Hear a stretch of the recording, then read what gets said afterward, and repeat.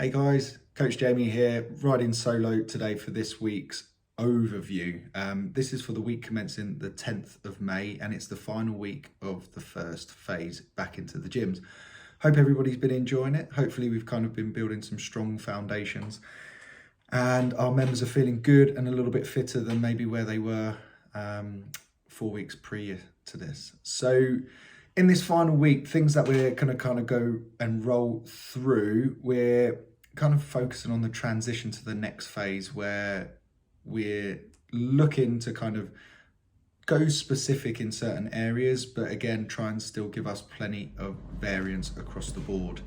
So as a logistics point of view, from the 17th of May, the following week, you'll be able to actually specifically coaching classes.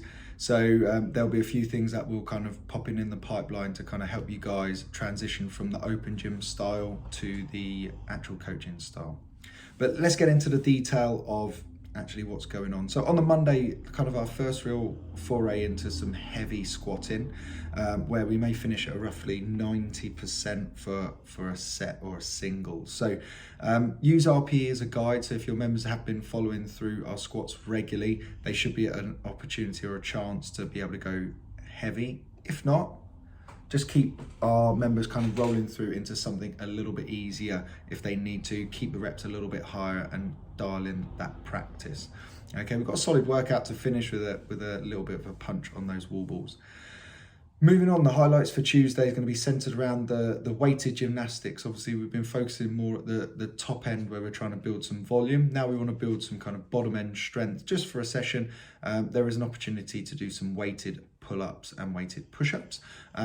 If that's not really in some of your members' realm, keep the quality nice and high. So if we don't use the weight, we can kind of just keep ourselves at body weight, or if we need to go banded, we can do, but keep that quality, keep those shoulders down. And that Tuesday's kind of centered around making sure that we're moving really well after maybe the nervous system's had a bit of a battering the day before.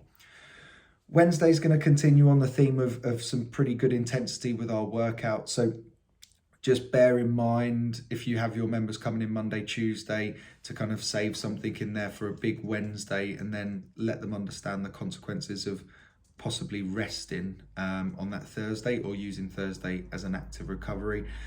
We'll continue that theme with our CrossFit Wednesdays as we roll through. Obviously, the wider community of the individual programs will be doing very similar programming. So it's always good to kind of see a lot of members will have that aspirational feel to try and get to maybe someone who's doing an individual program. The good news is a lot of the workouts will be very similar, but maybe tweaked for the class environment. Thursday, we're trying something different. We've got lots of variation, so still a long endurance-based session, but there's lots of variation, lots of different movements in here. So great for a newbie because they'll come in and get lots of practice at some beginner moves. And also certainly know for my old body now that if I don't do anything on a day, I get very, very sore the following day. So coming in and just moving my body around the room, practicing some movement patterns, and the key word there was practice and not race. It's a great opportunity to kind of get in and move through. On to the Friday, probably the thing that stands out to me the most for this week, and it's either a retest for some of us who have been on our plan kind of quite a while, or a baseline for a lot of our newer gyms that have just kind of come on the plan since gyms have reopened, and it's the benchmark workout Kelly. We used this, bit of a backstory, we used this kind of just before lockdowns because we knew that a lot of our members were going to be out running. They'll be able to do lots and lots of kind of lower body endurance sessions because of lockdowns. So we initially noticed coming back into the gyms, people's lower body endurance was fantastic, but their upper body strength was lacking due to lack of equipment and access to maybe pull-up bars. We want to kind of see where it is now, 4 or 5 weeks down the line of potentially doing the more Gucci stuff, as in getting the members back in. But Kelly's a great benchmark test of capacity. It's long enough to kind of test people's endurance, but also test people's will. It's a great way to work out how to pace a workout. And it's got a couple of kind of low skill exercises which require kind of discipline to maintain a pace. So one of my favourite benchmark workouts, not because I'm any good at it, it's just a good way to kind of expose people's flaws physically and possibly mentally. On to the Saturday and the Sunday, the weekend.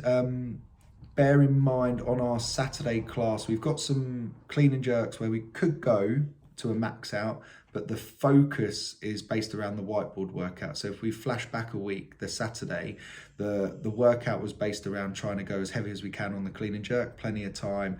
Whiteboard workout after was only a small 7-minute AMRAP.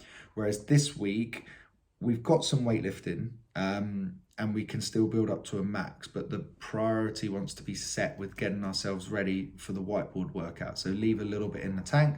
We've got thrusters, we've got double unders, and then we've got kind of chest to bars and bar muscle ups as we progress through the workout. The goal is to keep momentum. So as you're probably aware, not everyone's going to be doing chest to bar, not everyone's going to be doing bar muscle up. So provide the correct scales. We've kind of obviously in the notes section put down jumping pull-ups into banded pull-ups, chin over the bar into chest to bars, or if you want to get into the jumping bar muscle up, I think that's a great exercise for someone that maybe has some chest to bars, but then they don't necessarily have that bar muscle up yet, but they want the feeling of maybe trying to be high, or even just the recreation of doing what their peers are doing. If you have someone in your class who's a ninja and you look at them and everyone's like, oh, I want to be able to do that. Even just the feeling of a scaled option, which is most similar, is a great strategy. It might not be the perfect way to develop the muscle up, but it may be a way of integrating someone's kind of thought process in the class. Okay.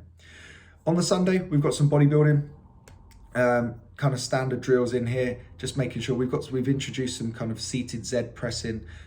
We'll give you there's some alternatives in there where you can use dumbbells. If you feel like taking the barbell out of a low rack and COVID doesn't really work, we can do it with dumbbells, like I said, or we can go for a standing press. The Z press is great for kind of challenging that thoracic extension and making sure that we're actually working through a good position rather than just leaning back and doing an incline bench press. We've still got some conditioning kind of rolled through there where we've got some quite high intensity with plenty of rest in between and a chance to kind of brush up on your burpee box jump skill. So that's the overview for the week. Normally I'd pass it over to Jack and then we'll kind of delve into certain things, but kind of from my perspective, looking for the week, we've got a nice variation and we want to start to think about being a little bit ahead of the game. So talking to our members about how things are going to potentially change when we do go back to coaching. If you have decided that you've been running specifically open gym and now you're going to be running coaching classes. But the kind of big thing that I'm learning as a coach now is that giving members just enough to get them to the next stage and then making them make a good decision.